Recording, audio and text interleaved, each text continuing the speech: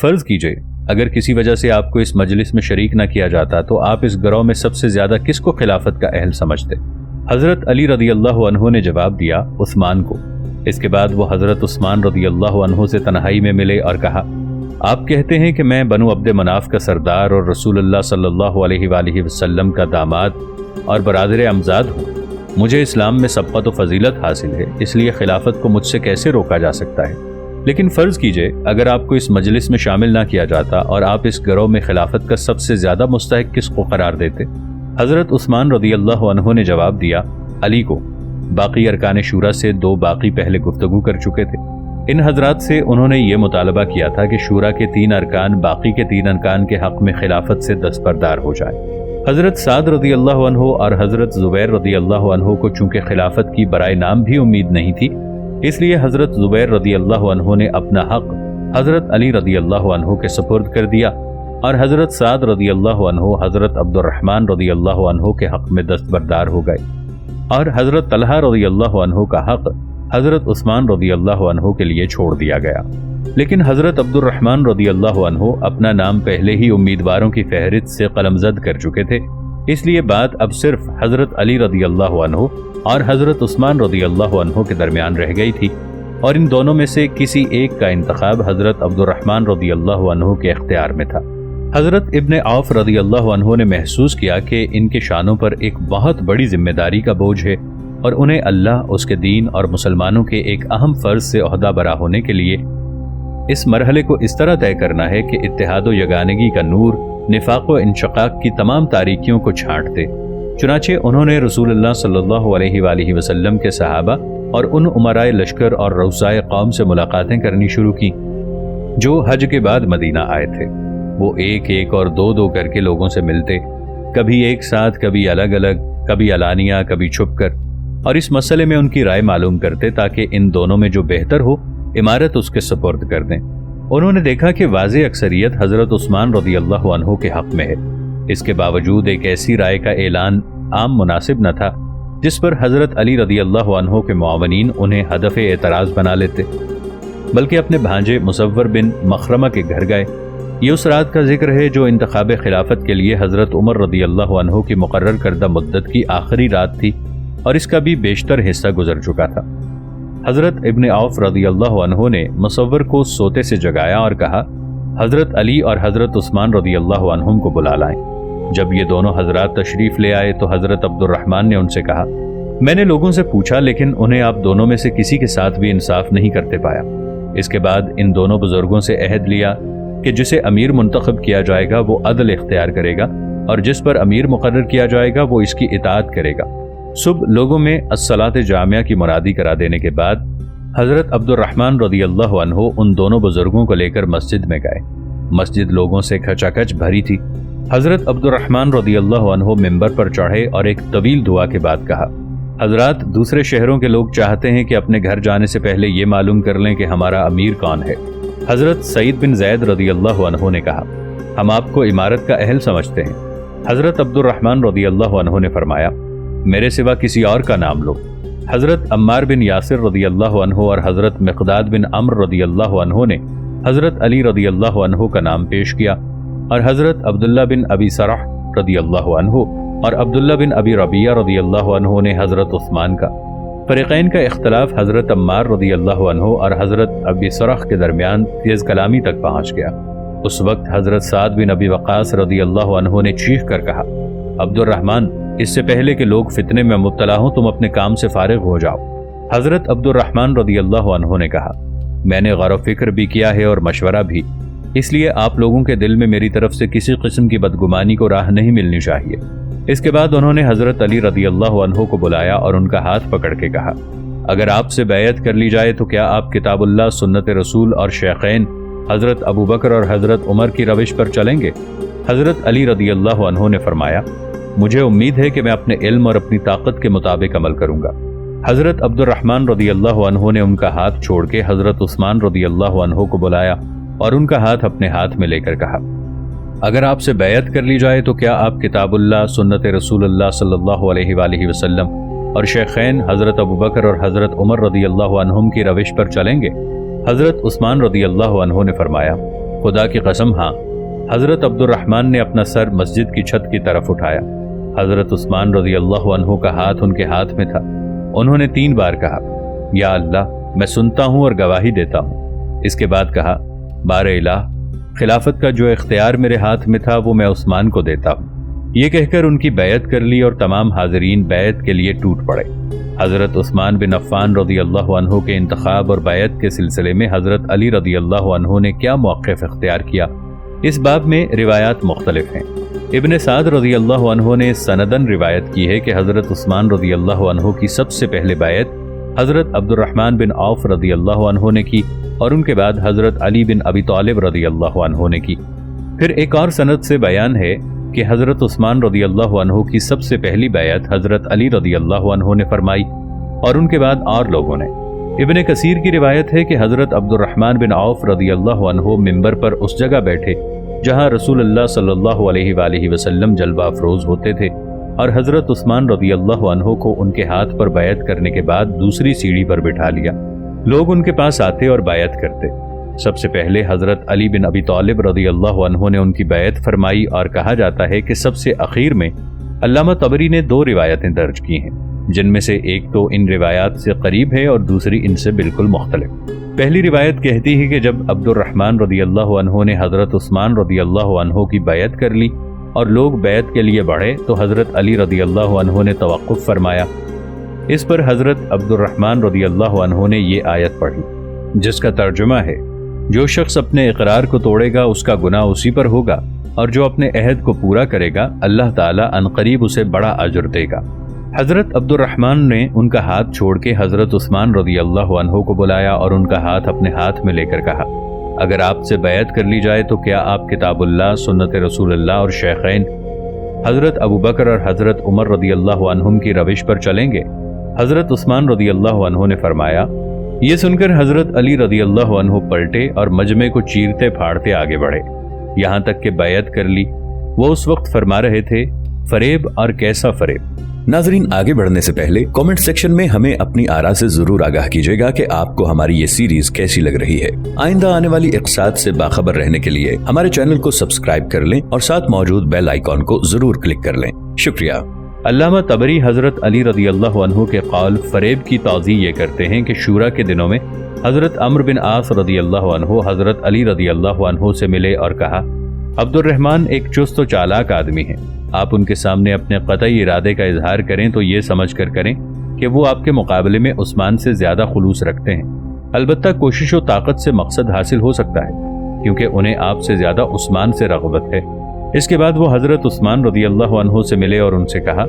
عبد الرحمن ایک چست و چالاک آدمی ہے اور خدا کی قسم وہ پختہ ارادے کے بغیر آپ کی بیعت نہیں کریں گے، آپ اسے قبول فرما لیجئے۔ اس لیے حضرت علی رضی اللہ عنہ نے فرمایا تھا فریب، لیکن یہ روایت ضعیف ہے جو حضرت علی رضی اللہ عنہ اور حضرت معاویہ رضی اللہ عنہ کے اختلاف کے زمانے میں اس وقت وضع کی گئی تھی جب حضرت علی رضی اللہ عنہ اور حضرت عمرو بن عاص رضی اللہ عنہ کے تعلقات کشیدہ ہو گئے تھے،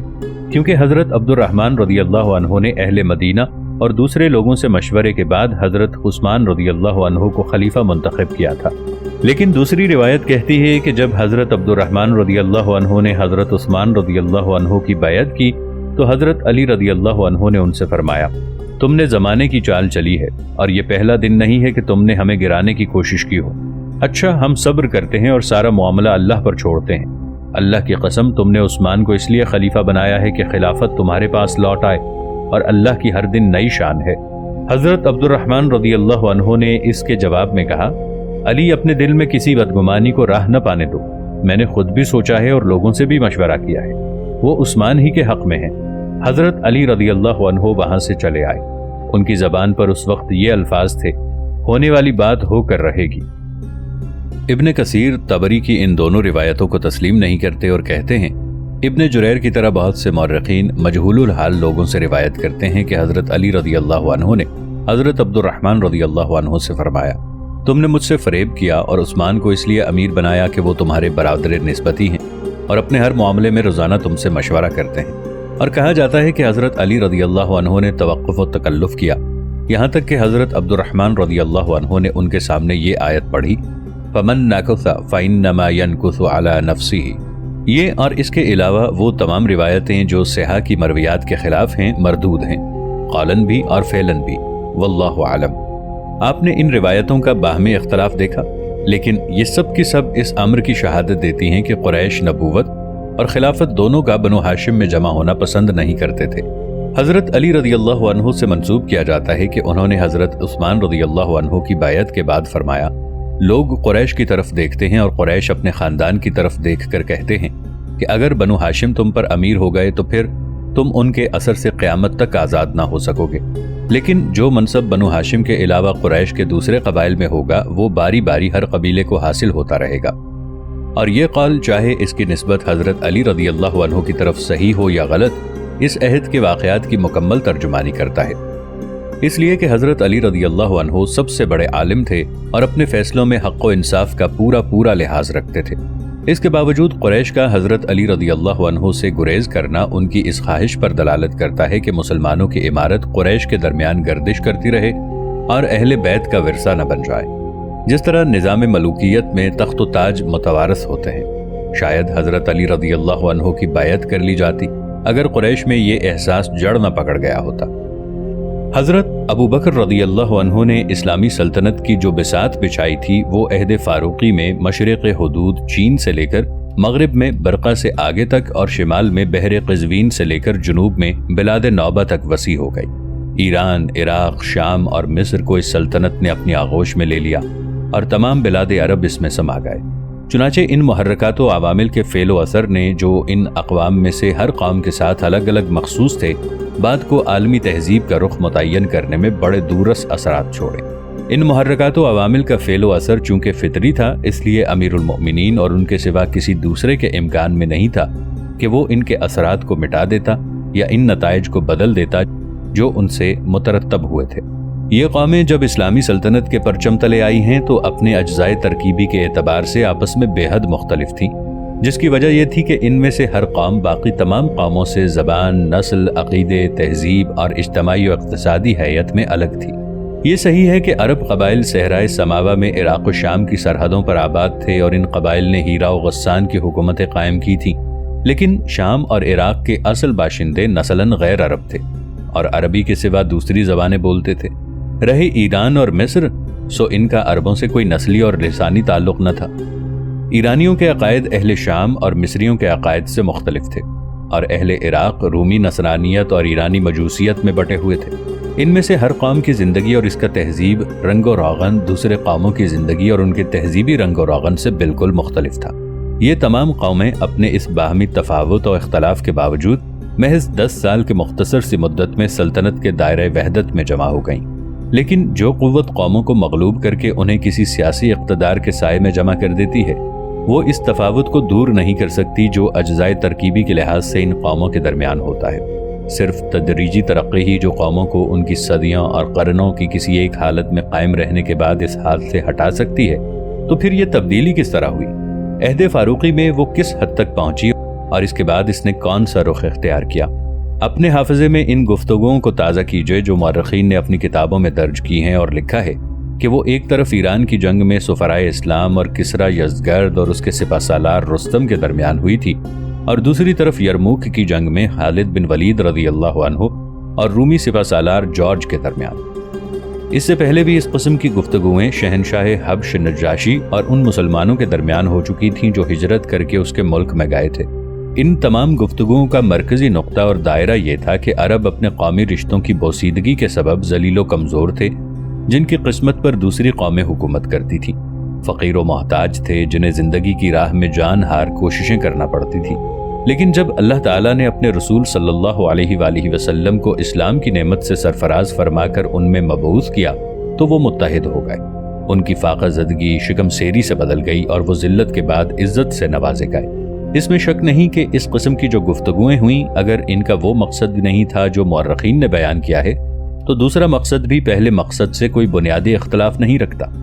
اس صورت میں مفہوم یہ ہوگا کہ مسلمان جہاں جہاں گئے اسلام کا نیا پیغام غور و فکر کا موضوع بن گیا، اور اس پیغام پر ایمان لانے والے عربوں کی کامیابی اس امر کی دلیل ہو گئی کہ روحانی اور اجتماعی نظام حیات کی حیثیت سے یہ پیغام ایک تعمیری پیغام ہے۔ اور جہاں کسی معاشرے میں کوئی فکر رواج پا کر عام شعور پر غالب آ جاتی ہے، وہاں وہ اپنا اثر ضرور چھوڑتی ہے، جو اس معاشرے کے حالات کے مطابق قوی یا کمزور ہوتا ہے۔ اس کی قوت فکر کو ذہنوں میں راسخ کر کے ایمان کے درجے تک پہنچا دیتی ہے، اور اس کا ذوف فکر کو آہستہ آہستہ بھاپ بنا کر اڑا دیتا، اور نسیان اس پر ہلاکت و فنا کا دامن ڈال دیتا ہے۔ جن ملکوں پر مسلمان حملہ آور ہوئے، وہاں کے حالات نے اسلامی فکر کو ہر زبان اور ہر مجلس کا موضوع گفتگو بنا دیا۔ اس کی وجہ یہ تھی کہ جس روحانی اساس پر یہ فکر مبنی تھی، وہ بالکل صاف و سادہ اور ہر الجھاؤ سے پاک تھی، اور وہ اخلاقی نظام جو اس بنیاد پر قائم کیا گیا تھا اتنا شاندار تھا کہ اس کی رونق نگاہوں کو اپنی طرف کھینچتی تھی۔ پھر اسلام کا اجتماعی نظام بھی اپنی سادگی اور بلندی کے اعتبار سے اس کے اخلاقی نظام اور اس کی روحانی اساس سے کسی طرح کم نہ تھا، اور جہاں تک اسلامی فکر کی بنیاد اور اس کے مختلف نظاموں کا تعلق ہے، وہ آج بھی وہی صفائے جوہر رکھتی ہے۔ نہ اسے مذہبی اختلاف کوئی صدمہ پہنچا سکتا ہے، نہ اس کے اختلاف کی تفصیلات اس کی چمک دمک کو ماند کر سکیں۔ چنانچہ جب مسلمان عراق و شام کے قلب میں در آئے، جب ایران و مصر کی سرزمین ان کا فرش پا انداز بنی، تو ان کے پرچم قاہرانہ اور ظفرمندانہ شان سے ان کے آگے آگے تھے، اور ان ممالک کے باشندوں کو چار و ناچار اسلامی فکر کے متعلق سوچنا پڑ رہا تھا، جو غازیان اسلام کی نصرت آفرینیوں کا اصل راز اور حقیقی سرچشمہ تھی۔ پھر مسیحی اور مجوسی فرقوں کا باہمی اختلاف اپنی انتہا کو پہنچ چکا تھا، جس کی وجہ سے بعض مقامات پر لوگ طرح طرح کے مظالم کا شکار ہو رہے تھے۔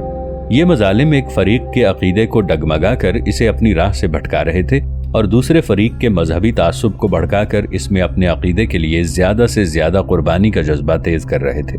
اور دوسرا محرک تھا جو لوگوں کو نئے دین اور اس کی تعلیمات پر غور و فکر کی دعوت دے رہا تھا۔ مزید برآں مسلمان مسیحی یا مجوسی فرقوں کے کسی فرد کو قبول اسلام پر مجبور نہ کرتے تھے، بلکہ انہوں نے عقیدے کی آزادی کو اپنی دعوت کی بنیاد بنایا تھا۔ اس کا قرار واقعی اثر ان لوگوں پر بھی پڑا جو اپنے مذہب سے چمٹے ہوئے تھے، اور وہ لوگ بھی اس سے متاثر ہوئے جن کی بے حوصلگی نے انہیں اپنے عقیدے سے ہٹا دیا تھا۔ چنانچہ ان دونوں گروہوں کے اکثر افراد اس نئے دین اور اس کے حلقہ بگوشوں کو ایسی نظر سے دیکھنے لگے جو نفرت و کراہت سے پاک تھی۔ میں یہ گفتگو دوبارہ چھیڑنے کی ضرورت نہیں سمجھتا کہ وہ اس سیریز میں جگہ جگہ نمایاں ہے۔ آپ دیکھ چکے ہیں کہ وہ تمام معاہدے جو مسلمانوں نے شام و عراق، ایران اور مصر کے باشندوں سے کیے، مذہبی احترام کے پیش نظر یہ شرطیں ان میں بطور خاص رکھی گئیں کہ نہ کوئی شخص اپنے مذہب کی تبدیلی پر مجبور کیا جائے گا، نہ کسی عبادت گاہ کو بری نیت سے ہاتھ لگایا جائے گا۔ پھر واقعات مصر کے ذیل میں جو کچھ ہم نے بتایا ہے وہ بھی آپ کی نظر سے گزر چکا ہے کہ مسلمانوں نے مختلف مذاہب کے پیرووں کو کس حد تک ایک دوسرے کے عقائد کی عزت و تکریم پر مجبور کیا، اور انہیں کس طرح آپس کی اذیت کاریوں سے باز رکھا۔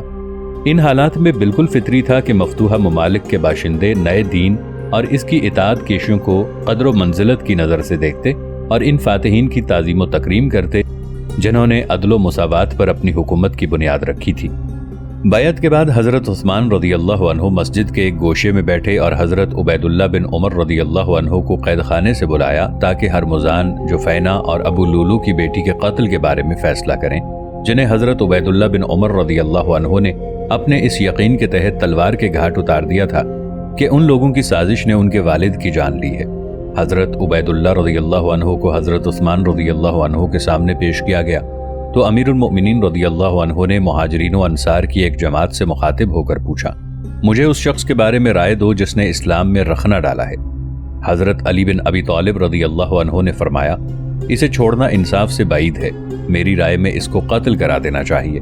لیکن بعض مہاجرین نے اس رائے کو ناقابل برداشت شدت و سختی پر محمول کیا اور کہا، کل عمر رضی اللہ عنہ قتل کیے گئے ہیں اور آج ان کا بیٹا قتل کر دیا جائے۔ اس اعتراض نے حاضرین کو مغموم کر دیا اور حضرت علی رضی اللہ عنہ بھی خاموش رہے۔ حضرت عثمان رضی اللہ عنہ نے لوگوں کی رائے معلوم کرنے کے لیے حاضرین پر نگاہ دوڑائی، اس لیے کہ اگر وہ حضرت علی رضی اللہ عنہ کی رائے پر عمل کرتے ہوئے حضرت عبید اللہ رضی اللہ عنہ کے قتل کا حکم دے دیتے ہیں تو آل عمر کے دل پر ایسے زخم لگتے جو کبھی مندمل نہ ہوتے، اور اس سے ایسی شورشیں وجود میں آتی جن کے نتائج اللہ کے سوا کوئی نہیں جانتا۔ اس کے علاوہ سنگ دلی کی ایک ایسی مثال قائم ہو جاتی جس سے زیادہ سختی و بے رحمی کا انسان تصور بھی نہ کر سکتا۔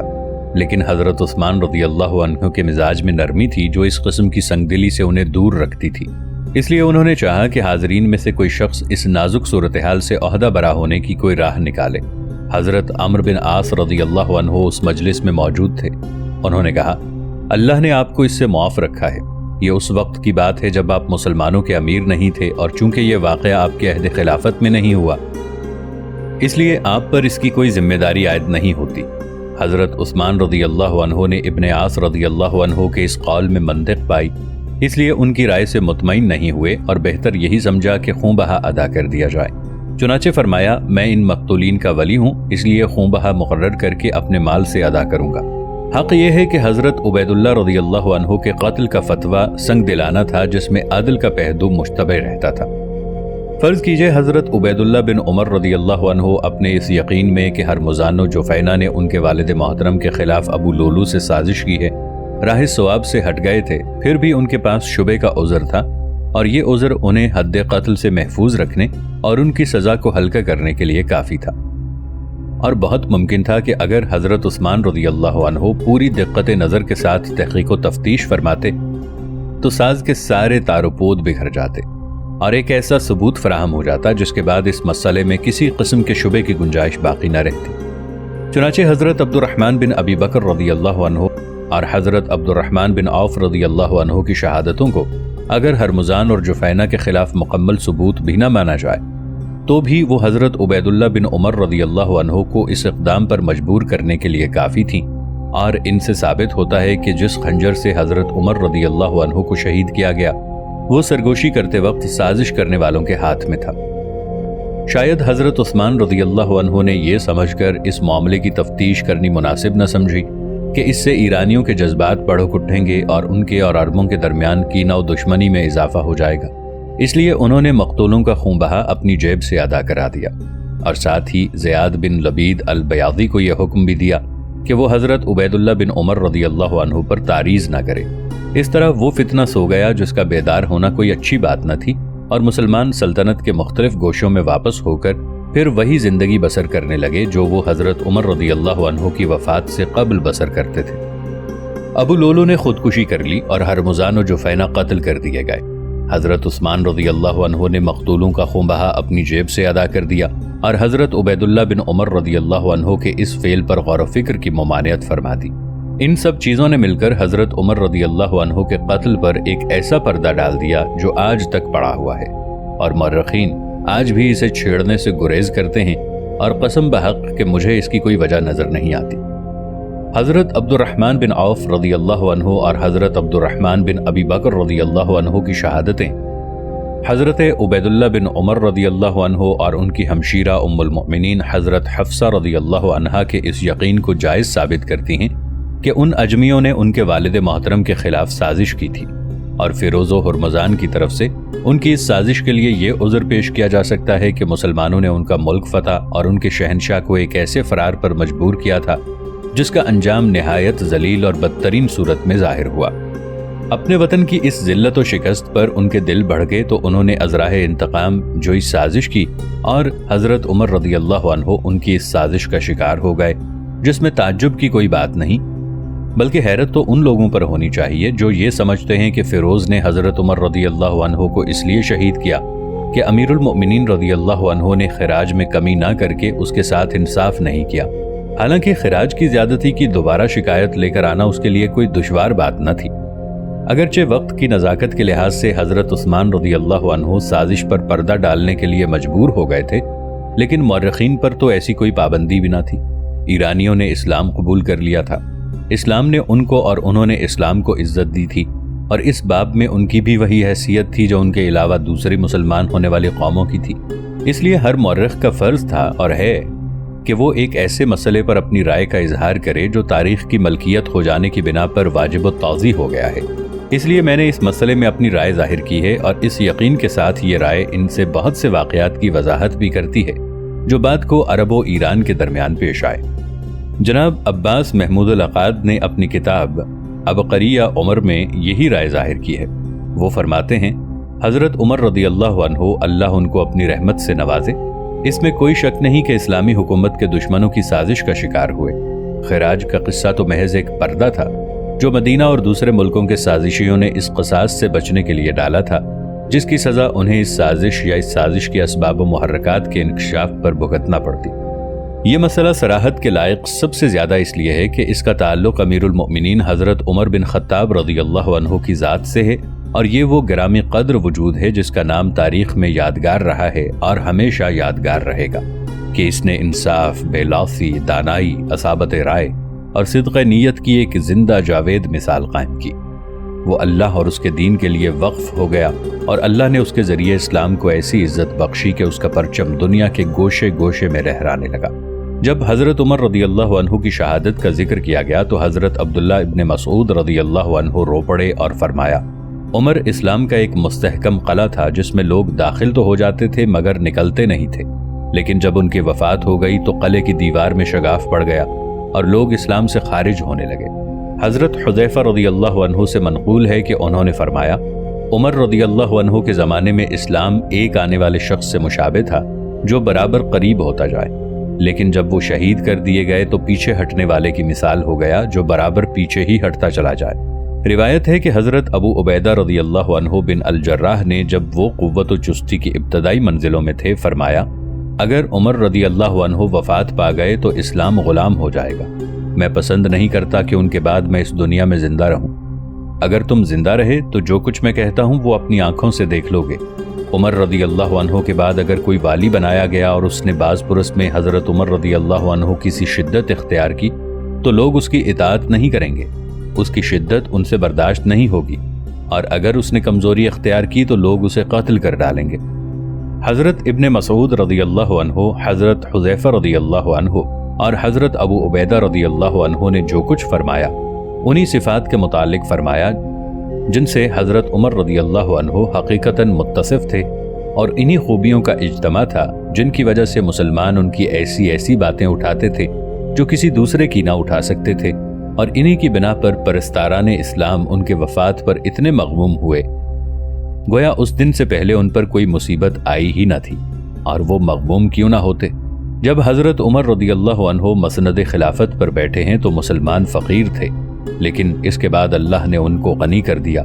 وہ ایران و روم سے ڈرتے تھے لیکن اب ایران و روم کے سردار ہو گئے۔ وہ زمین کے ایک گوشے میں سمٹے ہوئے تھے جس کا نام بھی تقریباً دنیا کی زبان پر نہ آتا تھا، لیکن بعد کو اللہ کے فضل نے انہیں دنیا کی سماعت و بصارت کا مرکز بنا دیا۔